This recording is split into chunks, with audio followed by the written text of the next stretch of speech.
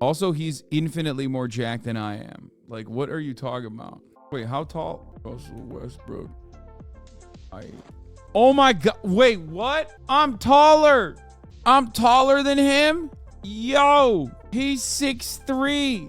Bro, that sucks. Why did you tell me that? And he's older than me. God, he's in such remarkable shape. Bro, this motherfucker's 3 years older than me. He's shorter than me.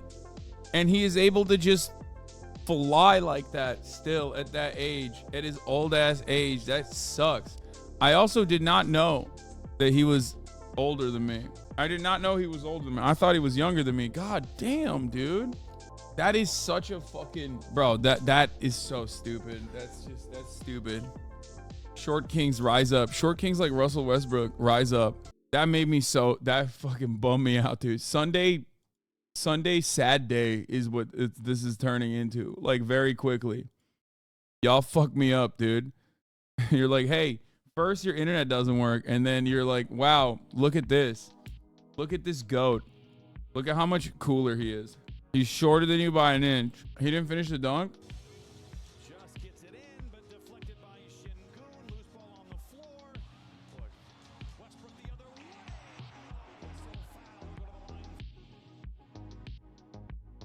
Lol, what an L.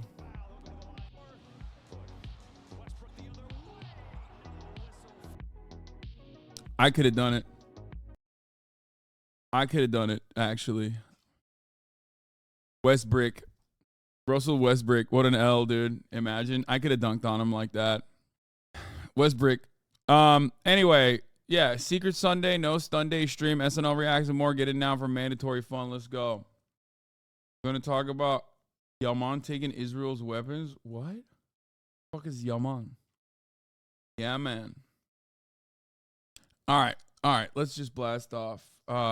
Mandatory fun, gaming, memes, and more. I mean, there's going to be a lot of people that come in today that say, Hassan, won't you cover the new information about the tunnels? Hassan, won't you cover the new information about the camera footage that the IDF released about hostages being brought into the hospital? Hassan, on the day of on October 7th, mind you. They're going to say, Hassan, won't you cover this? Won't you cover that? And to them, to all, I say, I will get there tomorrow. I'll cover it tomorrow. All right? Mr. Beast tunnels are the only tunnels you should cover today. I mean, I did it. I did cover Mr. Beast tunnels yesterday. Not in depth enough. You know? Put what in your title? My title is very obviously saying Sunday, no Sunday, Funday. What the fuck do you mean? What more do you want from this title? Finish MGS3 and I can say MGS2 is better gameplay-wise. Controversial opinion. I loved Metal Gear Solid 3, but Metal Gear Solid 2 has a special place in my heart because it was like my first entry into the genre. I did see, speaking of Metal Gear, I saw this shit. This kind of stuff makes me very jealous. Like, this is one of the... I'll tell you this much.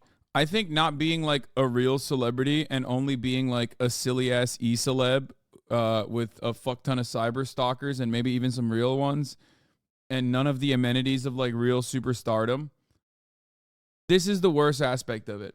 Because when you're like an actual real celebrity, you get to hang out with Hideo Kojima and he loves you and he's like, oh my God, I love movies. You're a movie guy. Please come. Let's link up. When you're a shit-ass fucking not real celebrity, when you're a shit-ass phony fake celebrity, an e-celeb,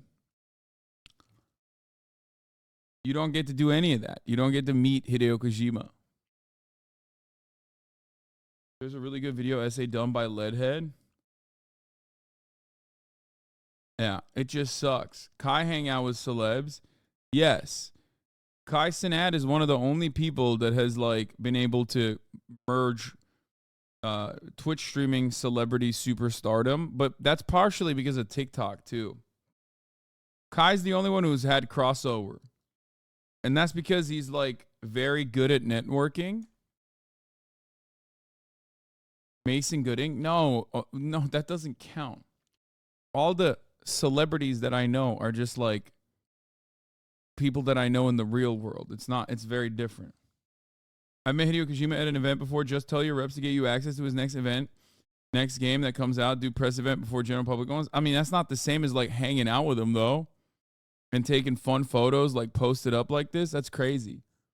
Also, Hideo Kojima-sama, watch out. He's an Xbox guy. He has literally like, he has like an entire fucking channel dedicated to Xbox. You're a Sony PlayStation guy originally. You know what I mean? This fit is crazy, by the way. What is happening here? Is this like a jacket made out of just like, I guess not. I was going to say, in this photo, this just looks like a jacket made out of belts. Like he just took a bunch of...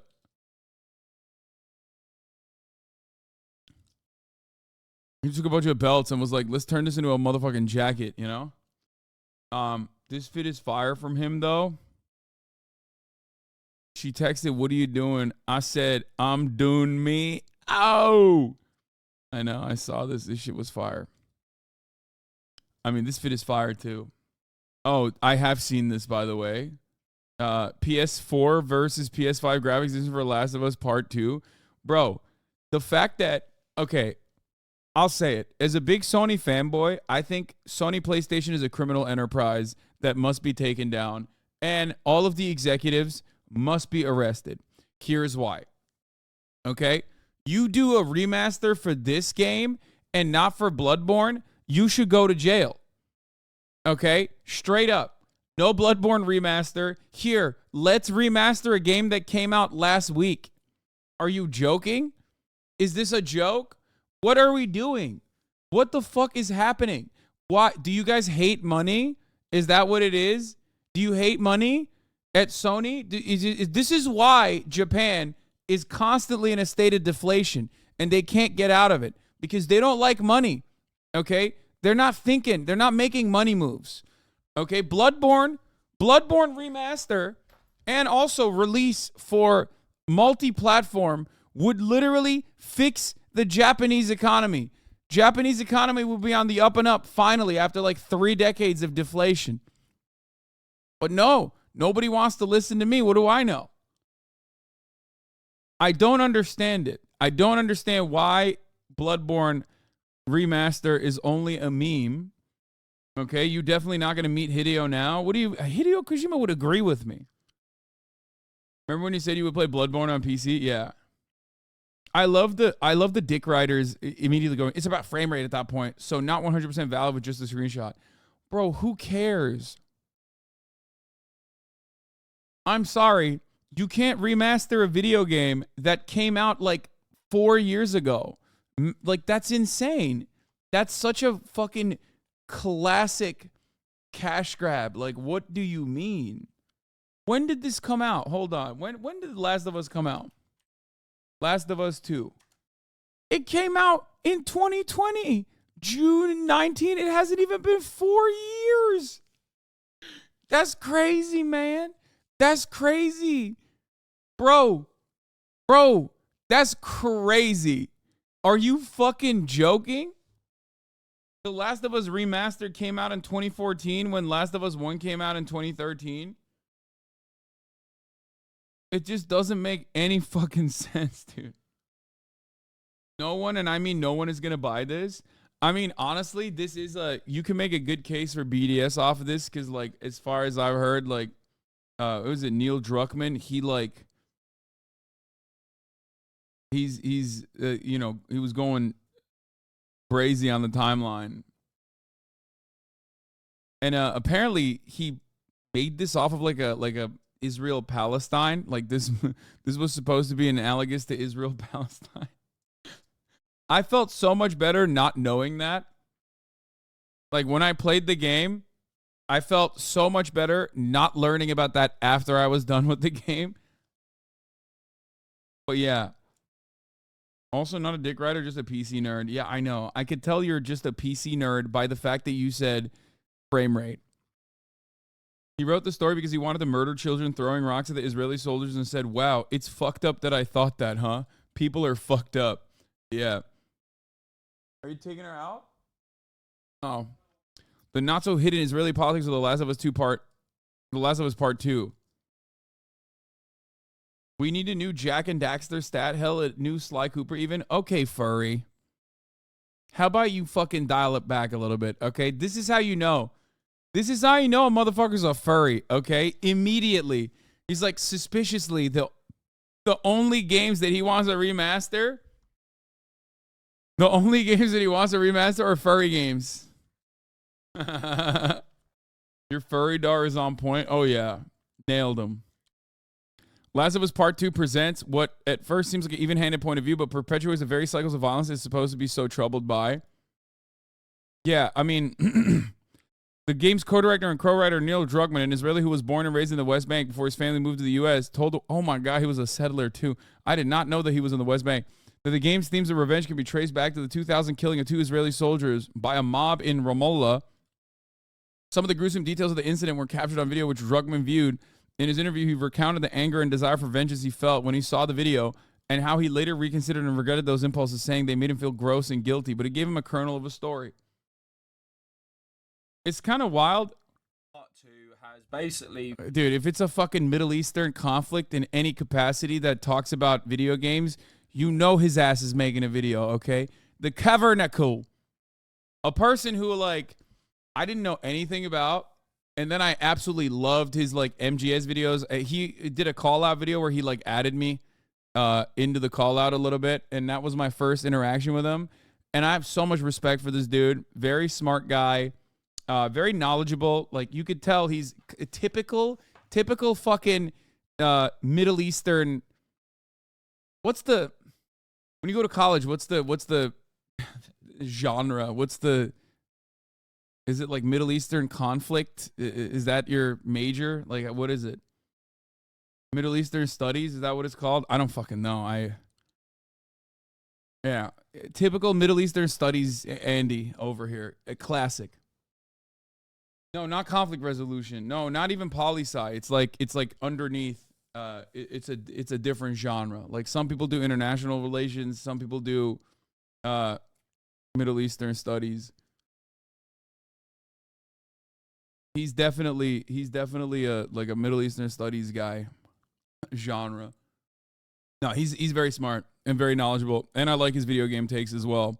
So this is actually interesting to see. Let's hear what Neil Druckmann said about it. Oh, okay. So let me stay high level as much as I can. What the fuck is this audio, dude? Are you joking? He has a master's degree in international relations. Yes, exactly. Typical fucking YouTube essayist guy, okay?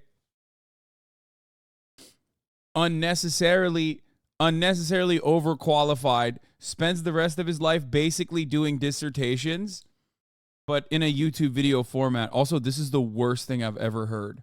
I grew up in Israel. I can't even tell. I can't tell what he's saying. He's just so bass boosted. I swear to fuck, if you get stun locked off this, I'm telling the idea of Hamas is a tunnel under your house. Bro. Look at the PlayStation logo. It says Israel. Yeah. The West Bank in a town called Betoye. And I lived there until 89, but my older brother, was really into video games. So from as early as I can remember, we just played computer games nonstop. Really? And I actually learned English playing a lot of old okay, bro, games. dial it back a little bit. Like if he grew up in West Bank, is that not Palestine, not Israel? Yes, bro. I mean, of course he's gonna say that. I think it's really interesting. I mean, I didn't know what his perspective was. I just only briefly heard that it was like Israel related. All right, let's hear what maybe he'll summarize it so I don't have to fucking hear this audio. Conflict with Palestine does influence this game because, like the critic in the Vice article says later, is that it's a centrist view that both sides stopped, then you could solve this issue. To be fair though, if his family in the 80s was in fucking West Bank, like that's the most ride or die motherfucking settlers out there. Like 80s? Like he grew up in the West Bank in the 80s, dog? That's crazy. There was like 10,000 settlers at that point. What the fuck were you doing? That's like the first wave. Ceasefire is possibly going to begin at 11 a.m. tomorrow. Look at this pervert. Look at this news pervert. See? We got many different... Everyone can't help themselves, you know? Hamas source saying... Thank you, Elent News. I'm just kidding. Hamas source saying a possible ceasefire will begin tomorrow morning at 11. Yeah, I've heard this as well. 5 days ceasefire, right? You are a news pervert. You are looking at video game Palestine. Okay, chill. But it's because both sides keep going, and like I said, that is quite a centrist view of the conflict, because one side is doing something to the other side that the other side cannot even do to the Israelis. Now I want to move on to the Last of Us podcast. Now this podcast is absolutely amazing. Like, it's one of the best produced podcasts I've ever listened to. It's basically 8 episodes, 4 on The Last of Us 1, 4 on The Last of Us 2, interviews people who designed the combat, obviously interviews Druckmann, Troy Baker, Ashley Johnson, Laura Bailey, lots of audio from the games, scenes from the games. It's really great. If you didn't know this exists, please seek this out. It's so good. I've listened to it about 3 times now. I love these games so much. But here is him talking about the influence of Israeli politics and his own experience on the first Last of Us game. Funny you say the hard decision, and I think about Joel, and for him it's not a hard decision. It's so funny to have the Last of Us podcast look exactly like the Intercepted podcast. It's a no decision. Like, I'm not going to stop to do anything that'll put my daughter at risk. And if I go on a tangent real quick, I'm originally from Israel, so I follow a lot of Israeli politics. And there was this guy, Gilad Shalit, a soldier who was kidnapped and held prisoner for years by Hamas. And then there was an exchange of hundreds of prisoners for this one soldier. And some of the prisoners that were exchanged had blood on their hands, like committed horrible terrorist acts. And there was a big debate in Israel, was it right to like exchange so many people that were in prison for this one soldier to bring him back? And I remember I talked with my dad about it, and I'm like, what do you think? Do you think that was the right decision? And he says, are you asking me as like the soldier's dad or as the prime minister of Israel? Because I would make 2 very different decisions. As the prime minister of Israel, I think they made the wrong decision. I think they're now less safe because they made this thing. As the guy's dad, I would have traded every prisoner in every like prison for this guy. And that's really what the story is about. Do the ends justify the means? And it's really so much about perspective. If it was maybe to save a strange kid versus a family, maybe Joel would have made a very different decision. But when it was like his tribe, his daughter, there was no question about what he's going to do. So there he's kind of talking about how the ending of The Last of Us 1 is influenced by this one event between Israel and Palestine. And from a matter of perspective, you can rationalize what someone like Joel Why'd you say, bro, fix your internet? What? My internet's fine. does. So in this context, it's handing over a bunch of Hamas prisoners, I guess, to Gaza and to the Hamas leadership. And in exchange, they give you 1 Israeli soldier. And like he was saying, if that was your son, then you would do anything. If you were the government of Israel, maybe you might take a different approach, even though they did, trade them back. And because they're less safe because of this, like in the end of Last of Us Part 1, Joel chooses to save Ellie, but is the world less safe because there is no vaccine, I guess. So it's clear Israeli politics has always influenced this game. Druckmann also elaborates a bit further on what we heard in that interview with IGN Israel in talking about how it influences the politics of Part 2. So an interview, or like this profile piece on the Washington Post called The Evolution of Ellie, talks about this. So it says, the formulation for Ellie's turn towards darkness can be traced back to the year 2000. Then in his early 20s, Neil Druckmann witnessed news footage of a crowd lynching 2 Israeli soldiers in the West Bank, and they cheered afterward. Druckmann, who grew up in Israel, recalls, it was the cheering that was really chilling to me. In my mind, I thought, oh man, if I could push a button and kill all these people that committed this horrible act, I would make them feel the same pain they had inflicted on these people. I mean, this is great. Like, if you're conceptualizing the never-ending cycle of violence, and your cutoff point is like the 2 Israeli soldiers that were lynched in the West Bank, and not the violence that preceded, like the violence that came before then you all of a sudden demonstrate that your never-ending cycle of violence conversation is like kind of one-sided, right? Okay, everyone is saying not fun. This is not fun. You know what? Here, fuck it. Okay, YOLO. All right, whatever. Last of Us 2 I think a lot of people forget that for me, this is what I thrive at, okay? Like stupid ass ADHD laden rabbit holes that we go down. And all of you are complaining. Like we went to it because Last of Us 2 is going to get a remaster. And I was making fun of how silly it is to get a remaster this early on. You know what I mean? When the game just came out and not do a remaster for Bloodborne. I talked about the Japanese economy. I talked about how stupid it is for Sony to not make a Bloodborne remaster. And then we were moving on to like The Last of Us 2 being, made by a guy who I guess tried to make it analogous to the Israeli-Palestinian conflict. And immediately everybody goes, nah, dude, this is not fun. This is not fun for me. What do you want? You want to fucking watch all of the SNL videos? Is that what you want? Because we can do that too. No, I'm not finishing the video. We're skipping it. You got one guy? No, there's a hella people in the chat that are saying that it's not. I'm not getting one guide. Oh my god. Murat! Adam bulamıyor. Gel çık dışarı hemen al elinden istiyorsan yemeğini. Yoksa cancel edecek. Al telefonumu da al. Al. Please do whatever you want. We're here for you. No, Murat orders food and then like I don't know if you put the address correctly or some shit. He's like freaking out. Please, no SNL. Please. Yeah. Fuck you. Xbox is on track to passing Sony in the first place for revenue. Wait, really? I guess it's Game Pass, right? Or it's the merger. That's what it is. Please, who is Murat? That's my brother. That's so funny. There's new heads in here that don't know who my fucking brother is. Got it? Nice. What did you get? Pastrami sandwich? Nice. Free Murat under the Hasanabi occupation. Bro, he lives the sweetest occupation, if that's the kind of occupation all of you would love to be a part of, okay? Last of Us 3, Ellie's gonna bomb a hospital, defeat some terrorists or something. Anyway. I arrived when Kai showed up. I was here for all the puppy chaos. Nice. Murat yine kapıyı açık bıraktım burada bak. Kaçacak şimdi köpek. What is this? The Mission is a documentary about John Chow, a young missionary who tried to bring Christianity to the Sentinelese, one of the last remaining uncontacted tribes in the world, and was killed by the isolated tribe. Satan has possession of these people, and I'm going to save them from eternal hellfire, he promised in his diary.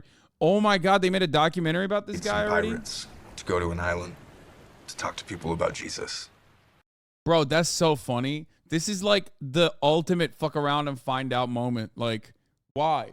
You have no business. No, just the little door, not the whole door, because I want the cold air.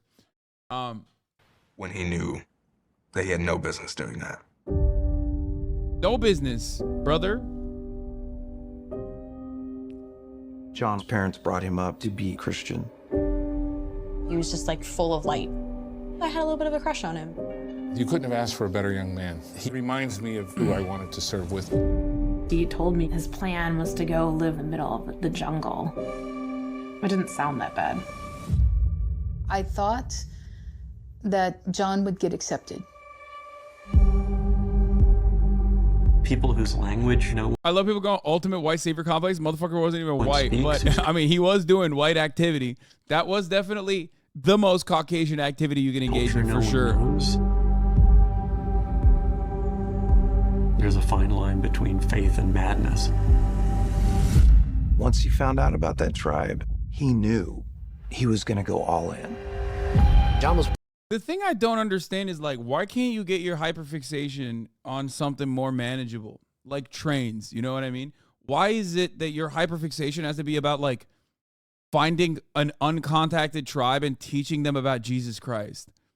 Like, how the fuck do you get there? How do you get there mentally? Like, I will never understand this. Like, let it go, man. Let it fucking go, dog. What are you doing? What the fuck are you doing? People got so mad at me when I was making fun of this dude when this happened. And it's like, you're so weird for doing this. You're so weird for doing this. You're a weird guy for doing this. Like, there is no way that this is normal, permissible, allowed. appropriate. It's so odd. Telling his story. I'm a climber. I'm an adventurer. Here we are, hiking out. If things don't go well, he wanted to look like a young, arrogant, Western person, did a stupid thing, and move on. John said to me, this is what the plan looks like. Have it right here. There's so many ways the seductions of this story can go wrong.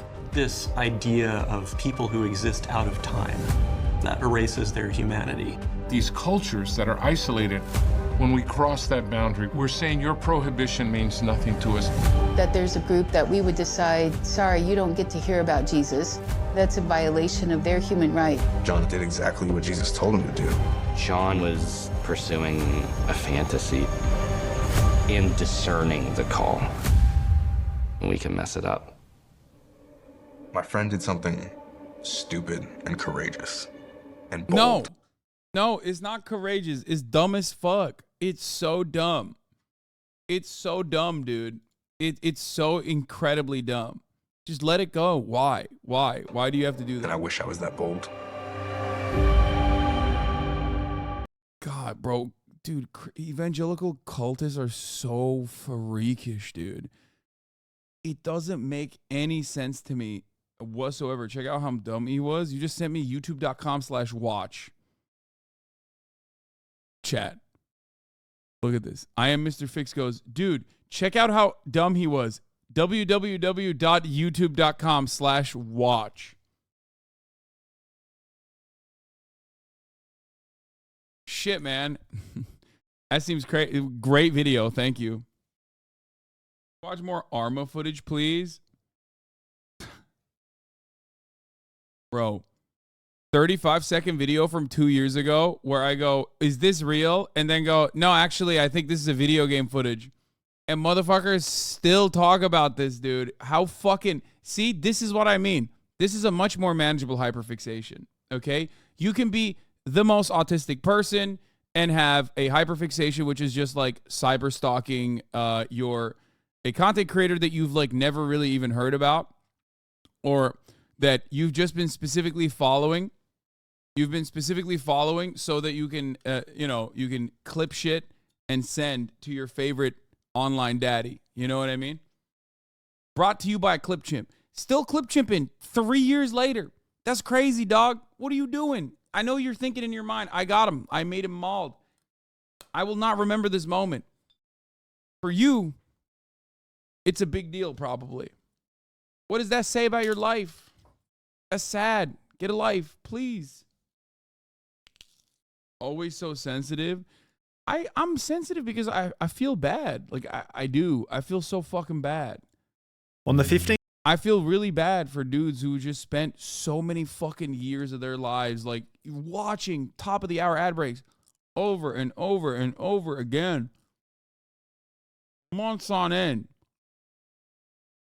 Sitting through it. You know? Here's Thurman ad break now, by the way. It makes me sad. It does. It makes me really sad. It makes me sad to think that like, there's motherfuckers that do this. The funniest part of that clip is that it starts with you saying, I don't know if this is real. Yeah. But it's not enough. That's one of the best parts about all the clip chimpers is that like half the time they don't even chimp it right. You know what I mean? They chimp it in a way where like it actually shows the context too, but it doesn't matter because motherfuckers still go, nah, dog, we got him. Great video for fun stream, Lord of Riz. One of my favorite pastimes is you trying to convert haters, same as what this missionary was doing, but for God. Yeah, I want to convert them to having a healthy lifestyle where that doesn't revolve around like hoping one day that my downfall will come so they can celebrate the 4 or 5 year long project that they've had of like, you know, destroying me in the marketplace of ideas or some shit. That's not good. That kind of hatred is not good for your soul. It's not good for your brain. He could have killed them all by introducing diseases they had no immunity against too. He didn't give two shits about them. Yeah, I remember. I covered it a lot. I covered it a lot when the missionary guy got murked. I mean, Should we watch the Sunny V2 video? This is before Sunny's downfall, or maybe 15th it of wasn't. November 2018, John Allen Chow took a boat to North Sentinel Island expecting a peaceful welcome. He never made it back home. Although before we talk about who he was, what he was doing, and how he came to meet his fate, let's first talk. For these dudes, their Mecca is your headstone. They need to read literally anything. Quran preferred. I agree. Read the Quran. Read the Quran. Not even white, but he is doing white activities. We just have Marxists to this tribe and explain to them exploitation in the workplace and dialectical materialism that now would resonate with them. Yeah, like, I would never advocate for that. That's so stupid. Leave them alone. They're literally living in primitive accumulation. They're living under a primitive communist structure regardless. But even if they weren't, I don't give a shit. There's I don't know. I don't know why people do stuff like this. I don't really understand it. Bro, they don't have debt they live in. Exactly. Exactly. Isn't the theology that because these people haven't heard of Jesus, they can't go to hell? Like, you're actually fucking these people over, right? No, I think it's evangelicals believe that, like, it doesn't matter if you haven't heard of Jesus or not. If you haven't converted to their specific sect of Christianity, you will go to hell regardless. So I think that's what it is. It doesn't, they have to do it. I'm not sure if all Christian missionaries are as ideological as JW, Jehovah's Witnesses. Jehovah's Witnesses believe that part of unlocking the Megiddo storyline requires that every single human being on the planet hears the word of God. That's not universal. No, I'm saying, like, different sects have different strokes for different folks. Okay, I think that some of the evangelicals believe that you got to tell everybody, you got to convert everyone, or else they'll go to hell. No, what? That's not true. Christians should have just stayed Catholic instead of this weird shit. I mean, Catholicism has some weird ass shit too. I don't know. To me, it's like, I love chicken McNuggets. Okay? So do I want the world to taste the delicious chicken tender? Yes. Okay? Do I want this uncontacted tribe to get the same level of joy that I get out of eating like Dave's Hot Chicken or some shit? Absolutely. Would the Dave's Hot Chicken kill them? Probably. So is it worth it? No. Okay? See how quick that was? I immediately did the mental math and realized that it is not ethical for me to contact this uncontacted tribe and try to get them to fucking eat chicken tendies. Yeah. Also, even in the process of, like, bringing my chicken tendies to them, I would probably end up killing them because I give them, like, diseases that they have no immunity for. We know. All right. Speaking of diseases that you have no immunity for, Biden's Panda Cold Open. Could he be writing The Wizard of Oz here? Well, there are some. Okay. We're done. Okay. That concludes the SNL segment. I'm skipping it. We're done with that. Let's look at The Lord of Riz by Philion from 2 days ago. Try to teach me how to get pussy. For those of you who don't know, pickup artists are a dying breed of losers from the early 2000s that sold books, courses, and even held workshops in an effort to teach. Insane Christian movie on woke Christmas just White dropped. people are once again under attack by liberals trying to cancel Christmas. Okay, we'll watch this afterwards. Let's Other watch men, this and the then we'll watch forbidden this knowledge of the female mind. However, since then, most of Was this their first show back to the writer's strike? No, this is like their third. It's their third show back. them have evolved into self-help gurus or work at your local Burger King, along with their secret seduction tactics and esoteric Riz techniques. These goofy goobers not only capitalized on men's vulnerabilities, but terrorized women for the better half of a decade in the form of embarrassment, harassment, and even assault. So no, I don't respect anyone in this community, and you shouldn't either. After all, it's kinda hard for me to listen to other men teach me how to sleep with women when my wrists are thicker than their necks and they dress like metrosexual Discord moderators. You know, the message just kinda gets lost in translation. Like, if my 14-year-old self could beat the shit out of these men, they're probably not the pinnacle of masculinity. So today we're just gonna watch some pickup artist videos and see if we can learn anything. I also tried something new where I reacted to this live so that I could capture my most visceral thoughts and reactions as they pop in my head, which I think makes for the most genuine and funny jokes. So yeah, if you want to see me do this live, go and subscribe to my second channel, Third Eye. The other day we had a couple hundred people watching in real time, and it was some of the most fun I've ever had making fucking videos. Oh, fuck. Here we go, boys. How to pick up women like a Giga Chad. Eye contact that women love with the fear. Bro, what? Why did he shave his eyebrows too? This is a wild thing. Does he have eyebrows or does he not have eyebrows? I can't tell. But like, I feel like this is a tactical mistake. Okay? It's a tactical mistake to be like, unless you're literally like a professional swimmer or some shit and you need it for the aerodynamics. What the hell? He has selective alopecia? Does he? I don't know. Does alopecia take your eyebrows out too? Dive a little bit deeper into some principles of energetic embodiment, which is what we teach here. Okay. And I want to use Natalie to kind of... What the fuck did he say? Principles of... Some principles of energetic embodiment, which is... From the nose energetic up. embodiment. Okay. What we teach here. And I want to use Natalie to kind of demonstrate some eye contact and some different principles around eye contact that you can play with. Bro, Natalie's spacing out for real, for real. Where is she looking? So in this video, it's going to be all about eye contact. So are you ready? I'm ready. Awesome. Hell yeah. So eye contact is probably one of the most important things because people are walking around all day and they're playing with their eye contact. They're feeling people out. They're looking at people and they're being seen by people. I just realized, holy shit. Look at the folds on bro's head. I got like 1, 2, 3, maybe? So when I'm looking at a girl from a distance, a woman from a distance, and I'm taking her in and I go into my head, like a lot of guys are in their head, it can be like, we're in your forehead, bro. There's a pressure that gets created, even from a distance. Like I can be that's clear what across you the want to room, do. right? Yeah. And you can feel a guy that's it's putting pressure on you. How does that feel when I do that? Feels unwelcoming. Oh, no. I don't know, dude. You're staring at me from across the room like a fucking psychopath. How do you think it makes me feel? Unwelcoming? Scared? And now I'm Okay. I want to watch like the actual OG video kind of, or unless he like goes through more of them. I'm from here, LA. Here, LA? Okay, what do you do? He has hair in this one. It's so over, bro. Oh yeah, sorry, musician? Oh yeah, all kinds. I play 8 instruments actually. I play the skin Can you tell me what flute. it is? Let's see, drums. This is sad. This is like actually sad. I think I'm gonna start. I don't want to watch. I'm not gonna watch this. Too many layers of react. Yeah, I don't like react. I love Fillian's videos, as you guys know, but I don't like reacting to other people reacting. You know what I mean? I feel like it's too many layers of reactions at that point. It's just like we reach a level of reactception where it just becomes crazy. Stop making fun of POB, people of baldness. New Charlie vid, but it's cookie drama. Pokimane situation is horrible. I've kept the naughty little... What? I don't want to fucking get into this, dude. I don't want to get into this. The Pokimane thing is the Pokimane thing. Here, let me tell you what the Pokimane drama is, okay?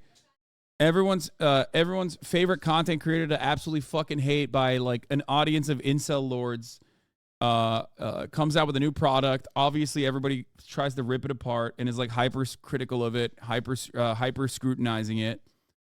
You can't do that. You're not allowed. You do that, people are gonna yell at you. Oh, okay, you did that. Now you came out with a cookie. Everybody yells about it. Everybody freaks out. Everybody fucking loses their mind over it. Except it doesn't really go anywhere. Why does it not really go anywhere? Because overall, it's just a product. It's not like they can't really find anything crazy about it. Okay? They can't really find anything too crazy. So, it is about to die down. And then, as far as I understand, this morning or yesterday or some shit, Dexerto posted about it. She had the audacity to fucking make jokes about being like, oh, y'all are broke, which was insensitive, but it was very clearly a joke, right? Immediately, everybody takes it super seriously and goes, how dare you say that? And now everybody's yelling at her because they actually found something that you can actually yell about rather than the first thing. $28. What is it? $7 a bag. It's like expensive cookies. They do this to you too. Clip something from an 8-hour broadcast to create a narrative. Exactly. It's usually the same exact people that yell at me that are yelling at her. Here's the thing. Yeah, Mr. Beast sells chocolate. Nobody's mad about that. Mr. Beast also sells chocolate at like literally Walmart levels at this point, which is like mass industrialized. So way higher clip than the Pokimane cookie situation. Secret from all of you for the last 3 weeks. Mr. Beast is well liked. Mr. Beast is beloved by all. Even the incels don't want to touch him, obviously. The cyber harassment community's top 2 favorite targets are you and Pokey. Exactly. And I feel it's time to just blow the lid off of this and let the cat out of the bag. I've been playing basketball on Sunday mornings as well, so that means 2 days a week I'm out there. Mr. Beast don't overcharge as far as I know. I mean, the thing is, the cookies are, first of all, the cookies are expensive. Of course. They are $7 for 1 bag of cookies. The difference is, how much do you guys think a bag of Chips Ahoy cookies are? They're $4. So Chips Ahoy cookies are $4 a bag. Okay? She's charging $7 a bag. Now, that's almost twice the amount, right? That's like a lot. That's a big upcharge is what you would say. Except the difference is it's supposed to be a higher quality of cookie. I don't really give a shit personally. But that's the only reason why it's $7 rather than $4. Because it's not Chips Ahoy. It's like supposed to have palm oil and all this shit that you have in it. Like it's not mass produced. It's not mass produced cookies. That's the reason. Yeah, equivalent vegan cookies at Trader Joe's cost $6 a box. I don't know what these freaks are talking about. I thought it was 28. Did she drop the price? No, it's 28 for 4 bags. That's it. Also, you do not have to buy it. Nobody's forcing you to buy it. Exactly. But of course, that doesn't matter. People are mad because they're mad. They want to be mad. This is a good avenue to be mad about. Now that she responded to it, now that she replied to it in a way that they can clip and get mad about, it's Jover. It's Jover, 100%. It's the same shit over and over again. No matter what you do, look, people are going to be hypercritical of you if people don't like you, if people want to make something out of you, okay? That's it. Here it is. This is the clip. Oh my God. This is the clip that now is going viral and everybody's getting mad. When people are like, oh my God, $28 for cookies? The big mistake here is that she thought that she could be a woman online and then also come across as not super serious in this very important moment. It's 4 bags. That's $7 a bag. I know math is hard when you're an idiot, but if you're a broke boy, just say so. Anyway, when people it's funny because everybody always says Pokimane is such a businesswoman. This is literally a joke you would probably make on stream and nobody would say shit. First of all, people would absolutely say shit if I made this exact same joke. And I have. And they do. The difference is, if this is a joke that Charlie made, nobody would say shit. If this is a joke Ludwig made, nobody would say shit. Because those guys are not exactly considered offensive targets by incels that will take something and then go, that's the most serious thing anyone's ever said. It's a joke that XQC gets away with on a daily basis. But again, people in his audience, they look at that. People in his audience will look at that and go, well, that's my favorite streamer. I like him. I know him. I know his background. I know where he's coming from. Okay? That's the difference. Hassan printed shirt, $60. The comments have been made before. Exactly. people are like, oh my God, $28 for cookies? Problem is, 4 bags. Knives are out. That's $7 a bag. I know math is hard when you're an idiot, but if you're a broke boy, just say so. So yeah, it came from, if it was G Fuel, nobody would say shit. No, here's what happens, okay? Here's what happens. They came after, like, the original cookie. They were like, oh, dude, you just, like, slapped on a sticker into an OG cookie that like came out apparently. Pokey talked about this on the podcast, and elaborated on it on the podcast that is going to come out tomorrow. So Pokimane should be immune to criticism because no, and here come the motherfuckers who have their own personal internal biases, who will then try to justify it by moralizing the situation as though like, you know, taking down a we're taking down a content creator a peg, you know, I fucking hate her. It's like, no. My bias is very clear. I defend Mr. Beast regularly, and I defend other content creators regularly when I feel as though their standard is above or below what I expect from online content creators. It's the same principles always. Does this cause harm? Is this harmful? Is this actually a bad thing? Is what we're looking at a bad thing? Is it a fine thing? Is it a normal thing? Is it an industry average? Is it an industry standard? Okay? That's it. I don't know how else to get you to go, this is not like, you're not bringing accountability to the situation. I know you think you are because that's how people online operate, where they're like, oh, I'm actually doing accountability, which is ironically, you know who else used to do that all the time? The motherfucking SJWs in 2016. Okay, in 2014, 2016, all those people that you hated, or maybe you were too young to participate on that, the accountability narratives during Gamergate and onwards have completely been repackaged.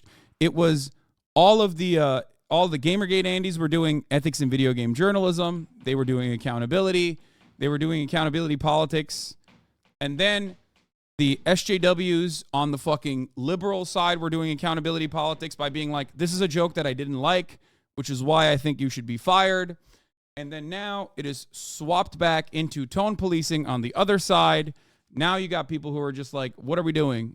What's with the banging noise? This is my mom. She's putting up a poster on the wall. So Pokimane should be immune to criticism. No, I don't think she should be immune to criticism at all. People are rightfully attacking her for A, dropshipping, which you criticize everyone else for, and B, being incredibly rude to people for being broke because they criticize pricing. I don't think you understand what dropshipping is if you think this is dropshipping. Like, that's not how that works. We aren't taking down a content creator by a peg. We're pointing out the fact that this is not an industry standard. It's taking a discontinued white label cereal, adding mushroom powder, cutting content of the bag to a fourth of the original Midnight Cookies, which were 32 ounces. Is technically white labeling. White labeling and drop shipping are a little bit different. White labeling is another industry standard. Technically, when we make merchandise, no matter what happens, whoever is making merchandise, and your favorite content creators have made merchandise as well, they are still gathering up and rebranding or repackaging a product, adding their own fucking flavor to it. But ultimately, they're not like going to a factory and building this brand from the bottom up. Okay? That's it. No one gives a fuck when celebrities do this shit, but of course Pokimane gets dragged for it. It's access. It is access. There's a lot of access to content creators online. So of course, everybody gets mad at it. They lose their minds. I'm sure they'll lose their minds at what I'm saying now too. I will never be able to get you to like snap out of it. And never be able to get you to think about this without the horse blinders that you have on, okay? It's just not going to happen, no matter what happens. You're not going to be able to see this as anything but the most serious, most severe, most egregious, the most egregious violation of all time that demands accountability. Playing the capitalist ethic police is just hilarious shit. I agree. It's so silly. I am a much more understanding person, in my opinion, when it comes to this sort of stuff than anybody else. Okay? It's just like, who gives a shit? Is it bad product? Is it actually killing people? Is it actually harmful? Or is it just fucking cookies? Also, she quite literally had them change the ingredients and formula. It's just existing product as a baseline. It's getting mad at literally anyone who makes a 6-ounce black shirt because someone else did it. Yes. People do that for me too. I spend years and years and years at this point, like making sure that I have the best kind of sourcing on my merchandise, going through designs over and over again. And then motherfuckers go, oh, dog, you did it. You're selling merchandise that's like $300. It's not. There's a reason. There's a reason why my merch is more expensive than other people's merch. That reason is because it's literally American made and union made. Okay? It's really difficult to fucking source that shit. It's really difficult, and half the time, the garment manufacturers don't have enough inventory to meet the demands. Okay? It don't matter. I get yelled at for this all the fucking time. Literally all the time. Socialism, by the way. Socialism, by the way. Socialist, but selling t-shirts, by the way. Is that because, am I getting yelled at because there's like a genuine ethical conundrum there? No. I'm getting yelled at because of who I am. And the vibes that I put out. And how those vibes are received. In the same situation, she's getting yelled at by people who are like, oh, you made a cookie. First, we were upset that you like repackaged it. Or we were saying like, oh, you just like slapped on a new sticker on a existing cookie. Can't believe you didn't invent a new cookie on your own and instead went to a manufacturing facility that was manufacturing cookies, and you took a discontinued you took a discontinued batch of cookies, added some other shit on top of it, and then sold it as your own product, putting on your own branding spin onto it, which is something that happens in every fucking industry, non-fucking stop. The reason why people are upset, however, is not because this is Mr. Beast doing it. It's because they're upset because it's Pokimane doing it. And Pokimane is a good target to get mad at. That's it. She didn't mind the metal to build a factory herself. Isn't that the same thing that Mr. Beast do? I mean, it is. It is pretty similar, except Mr. Beast does it in a much higher scale because it's like, I mean, he's like in Walmart and shit. So it's very different on that front. Mr. Beast Feastable bars are decently priced due to the massive volume he's pushing. Yeah, there's also that as well. Fans can be mad, but seeing drama farm streamers get annoyed when they will soon be doing similar with their own merch is so wild. Yeah, I mean, that's it. But the difference is no one's going to get mad if a lot of this stuff, a lot of the online drama can literally be put into two separate categories, okay? Do I like this content creator? Do I like the vibes that this content creator is putting out? Is this content creator constantly in drama as a consequence of other people yelling about him? Or is this content creator bad? If the answer is, I don't like this content creator, then yeah, this is unethical. This is the worst thing ever. We have to demand accountability. Is the content creator someone I like? Doesn't matter. They could do far worse than anything that you just brought up. And I will still go to them. Not relevant to Pokimane, but we sell Beast Burgers in my kitchen. Every time Beast order comes in, I yell Mr. Beast, and it's kind of funny. Mr. Beast Burgers are done. Hold on.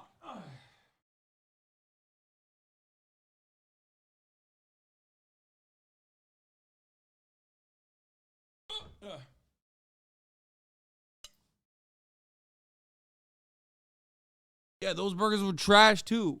That's why he stopped working with the fucking Ghost Kitchen company.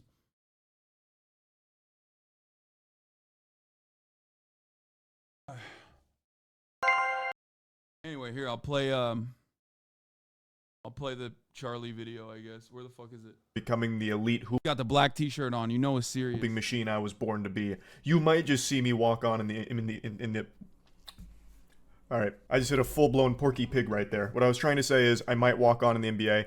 Totally irrelevant to what we're talking about today, but you should know that I'm out there grinding 2 days a week, pick up basketball. I'm going to be an absolute monster. What's your excuse? Get out there, Buster. Enough lollygagging. I got to play him again. Talk about the huge Pokimane drama that... I got to play him again. It's been too long. He's talking a big game right now. I don't like it. Everyone is discussing right now. So for those of you that haven't been following, and I imagine a lot of you maybe haven't, though I think there's an equally likely chance that you have... My brain is scrambled. What happened? I left my frontal lobe out on the court today. All right, post-lobotomy Charlie, gonna try and lock it in here. Pokimane started a snack company called Mina. It's focused on selling healthy cookies right now with her Midnight Minis. And immediately it fell into controversy because the price point is very high for some cookies. $28 for 4 packs of cookies, which comes out to about $7 per bag. There's also a lot more moving parts to this drama because a lot of people started to recognize the similarities between Mina's Midnight Minis and Totesi's Midnight Cookies as well. The ingredients. I think it's from the same manufacturing facility. Like, they went to a manufacturing facility and they were like, here, this is a discontinued, like, they gave them a bunch of batches of cookies. Again, we talked about this extensively in the drama proportion of the podcast, which I highly recommend you guys watch when the Fear M podcast comes out. Also, I'm not defending the price point at all. Of course it's fucking overpriced. It's just, how overpriced is it is the real question. $7 for a bag of cookies when the cheap hyper-manufactured version of it is $4, I think is pretty valid for an influencer branded cookie. You know what I mean? Here's a really fun thing you can do, though. Don't fucking buy it.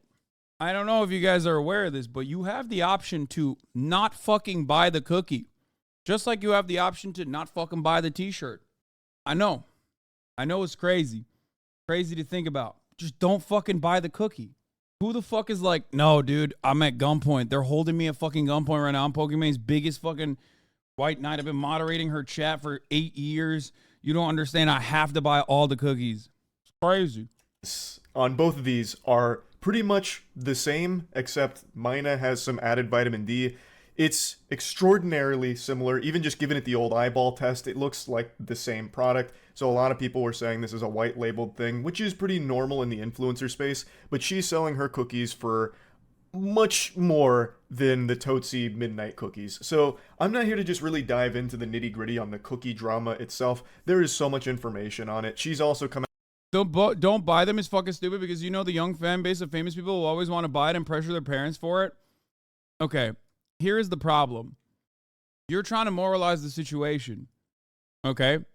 Once again, you're trying to moralize the situation by turning it into something that is like infinitely more damaging than it actually is. I've had the same exact take on fucking Prime too. I don't give a shit.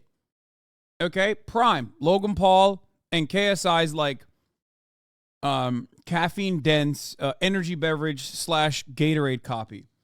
It's profoundly successful, okay? It's profoundly successful. Ultimately, though, and it's also insanely overpriced. Ultimately, though, it's just another fucking energy beverage. Who gives a shit? Like, what is happening? Are you guys this fucking passionate about cookies? Like, what the fuck? I don't get it. I honestly don't understand it. I don't. Which is why I think there's a different reason for why people are this motivated, okay? Is drama. Is drama coming from a vector, a vein that is open that you can just fucking bleed out over and over again. I don't get it. Bunch of cookie constables. I know. She's not selling them for more. In the picture, they sold for like $9. They're $7 now. I'm out to try and explain that her Midnight Minis are a refined version of those Totesi Midnight cookies. Like, hers are like improved, which is why they're more expensive and this and that. That's not really what I'm here to dive into and get into the weeds of. She recently went on stream today and I think did the worst possible maneuver you could ever do when trying to sell something to your audience. When people are like, oh my god, $28 for cookies. Oh god. It's 4 bags. That's $7 a bag. I know math is hard. Yeah, you can't do that. You can't do that. You just can't. You can't do that at all.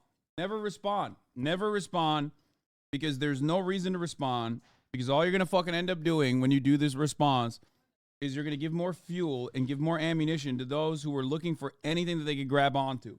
Okay? I've done that. Especially, even if you're fucking joking, even if you're fucking making a meme like, oh, broke boys or whatever, one that I've made a million times over. Tensions are high. People are looking for drama. They're going to fucking cut this as though you are 100% genuine and you're going, Yeah, you're poor shaming. Even people in this community will look at that and get upset. Dumb as fuck. It's the same joke I've made a million times over. I say, get your money up, not your funny up, broke boy, all the fucking time. This is literally a core joke to XQC's entire platform. Exactly. Ben de korktum. Damn, this guy's good.